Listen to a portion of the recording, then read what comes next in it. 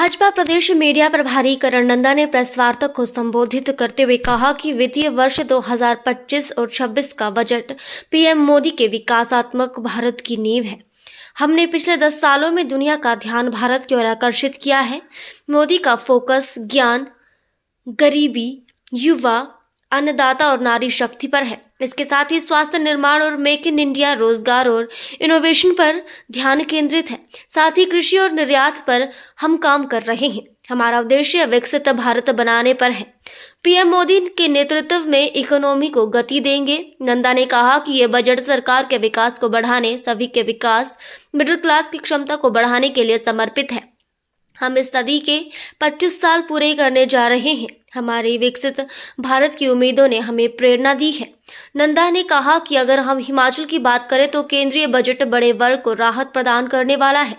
विशेषकर नए कर व्यवस्था के तहत 12 लाख रुपए तक की वार्षिक आय पर कोई आयकर नहीं लगने से प्रति वर्ष 80,000 रुपए से राहत मिलेगी। इस निर्णय से कर्मचारियों और पेंशनरों के साथ छोटे व्यापारियों एवं कारोबारियों को राहत मिल सकेगी। इसके अलावा किसान क्रेडिट कार्ड लिमिटेड बढ़ने से करीब 9.97 लाख किसान परिवारों को लाभ मिलेगा। केंद्रीय बजट में प्रदेश सरकार हर्ष की खबर ये है कि आर्थिक सुधारों के लिए राज्य को 50 वर्ष तक ब्याज मुक्त ऋण देने की बात कही गई है।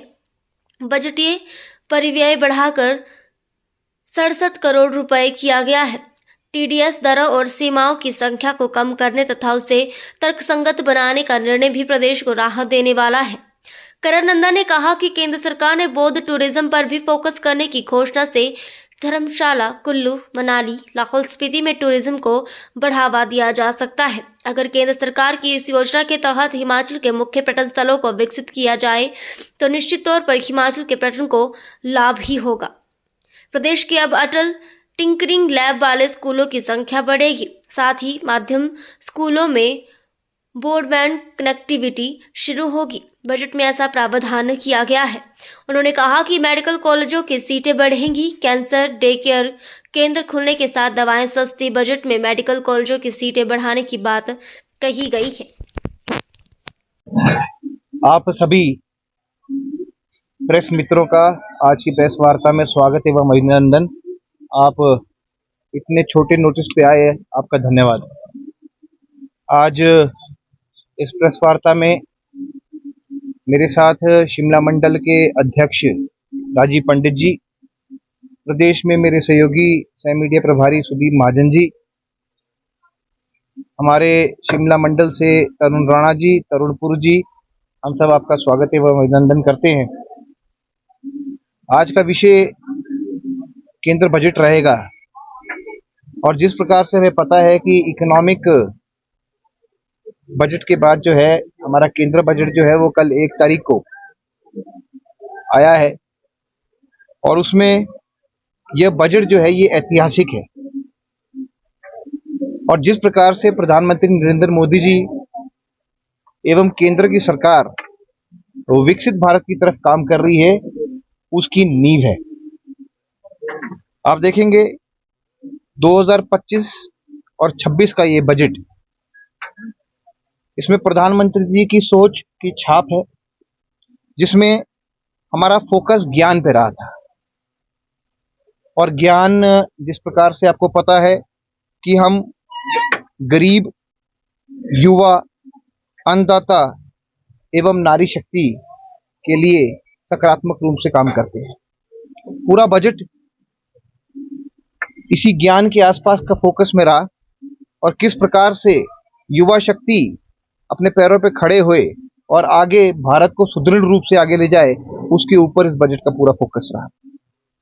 साथ में विकास को बढ़ावा देने वाला ये बजट है और ये बजट जो है मिडिल क्लास का बजट है। ये पहली बारी हुआ है कि हमारे मिडिल क्लास के बारे में किसी ने सोचा है और यहीं से ये बजट जो है ये पूरे विश्व का चर्चा बन गया।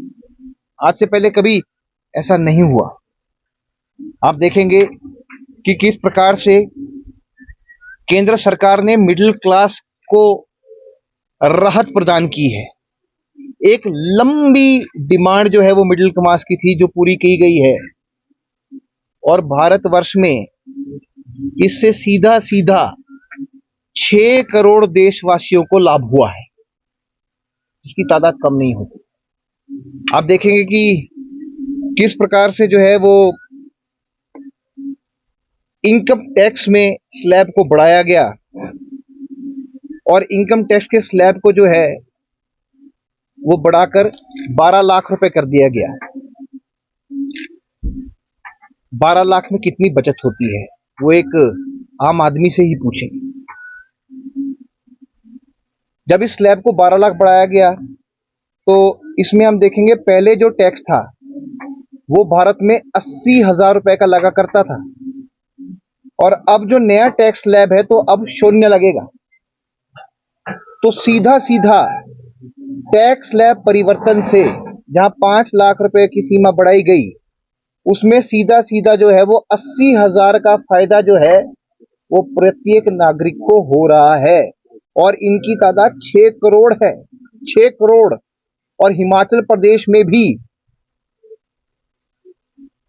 हमारे लगभग जो है 9 लाख वोटर्स इसके अंदर आते हैं। इसमें आप देखेंगे कि 16 लाख तक अगर आए हैं तो उसमें 50,000 की बचत हुई और अब 1,20,000 का टैक्स लगेगा।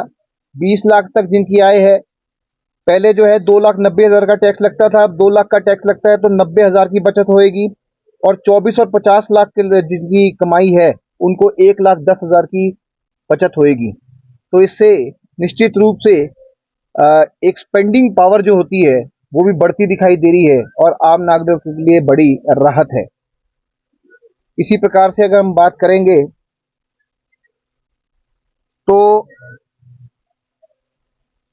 ITR दाखिल करने के लिए पहले 2 साल का समय होता था, उसको 4 साल कर दिया गया है, जो भी अपने आप में एक राहत है क्योंकि इनकम टैक्स रिफॉर्म्स जो है वो पहली बार हिमाचल अपने देश में हुए हैं। और अभी तो एक सप्ताह में जो है वो इनकम टैक्स का एक नया बिल भी आने वाला है, उसमें और भी राहतें प्रदान हो सकती है।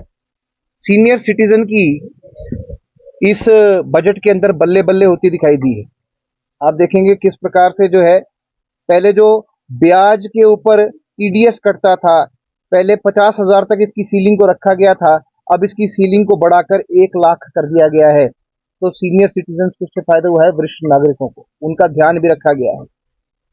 और किराए, जो पुराने लोग हैं, बुजुर्ग लोग हैं, उनको किराए की इनकम आती है तो पहले उसकी सीमा जो है वो 2,04,000 रुपए होती थी, 40,000 रुपए होती थी, अब उसको बढ़ा के 6 लाख कर दिया गया है। इससे जो है जो रेंट और किराएदार वाले लोग हैं उनको भी एक बड़ी राहत मिली है। अगर हम बात करें तो युवा शक्ति के ऊपर भी इसका फोकस बड़ा अच्छा रहा है।